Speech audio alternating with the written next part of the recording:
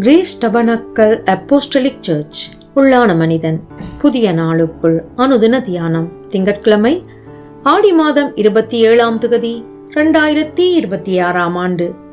இன்றைய தியான தலைப்பு சாந்த குணமுள்ள மனம்.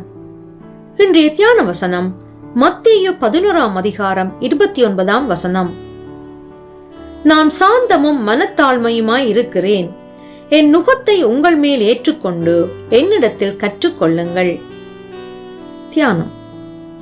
ஒரு ஊரிலே வாழ்ந்து வந்த குடியானவனின் குடும்பத்திற்கு அவ்வூரில் உள்ள செல்வாக்குள்ள மனிதன் ஒருவன் தீங்கொன்றை செய்துவிட்டான். அந்த செல்வாக்குள்ள மனிதனை எதிர்த்து பதிலடி கொடுப்பதற்கு அந்த குடியானவனுக்கு பெலனோ நிர்வாகமோ இல்லாதிருந்தது. அதனால் அவன் தன் கோபத்தையும் கசப்பையும் தனக்குள் அடக்கி வைத்திருந்தான். தனக்கு நடந்த தீங்கை பற்றியோ அல்லது தீங்கு செய்த அந்த செல்வாக்குள்ள மனிதனை பற்றி பேசும்போது மிகவும் தயவாகவும் அமைதியாகவும் மறுமொழி கொடுத்தான்.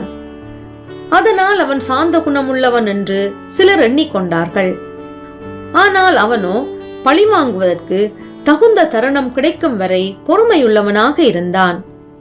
இப்படிப்பட்டவர்கள் வெளிப்படையாக தங்கள் கோபத்தை காண்பிக்காமல் மறைமுகமாக தங்கள் கோபத்தை வெளிப்படுத்துபவர்கள். இது சாந்த குணம் அல்ல. நிதானமாகவும் அமைதலாகவும் தயவாகவும் பேசிக்கொள்வது சாந்த குணம் உள்ளவர்களின் வெளிப்படையான தன்மைகளாக இருப்பது உண்மை. ஆனால் வெளிப்படையாக நிதானமாகவும் அமைதலாகவும் தயவாகவும் பேசுகின்ற யாவரும் உள்ளத்திலே சாந்த குணம் உள்ளவர்களாக இருப்பார்கள் என்று கூற முடியாது. உண்மையிலே சாந்த குணம் உள்ளவன் தன் சுயபலத்தில் தங்கி வாழாமல் ஆண்டவராகிய இயேசுவிலே இணைந்திருப்பதால் அவன் ஆவியிலே எளிமை உள்ளவனாக இருப்பான். அவன் தேவ நம்பிக்கை உள்ளவனாக ஆவியிலே எளிமை உள்ளவனாக இருப்பதனால் தன் குறை குற்றங்கள் மீறுதல்களை குறித்து துயரப்பட்டு மனம் திரும்புகின்றவனாக இருப்பான். அப்படியாக வாழ்பவனின் வாழ்விலே இக்கட்டும் நெருக்கமும் சூழ்ந்து கொண்டாலும் பிதாவாகிய தேவனின் சித்தம் தன் வாழ்வில் நிறைவேறும்படி தேவ வார்த்தைக்கு இடம் கொடுப்பான்.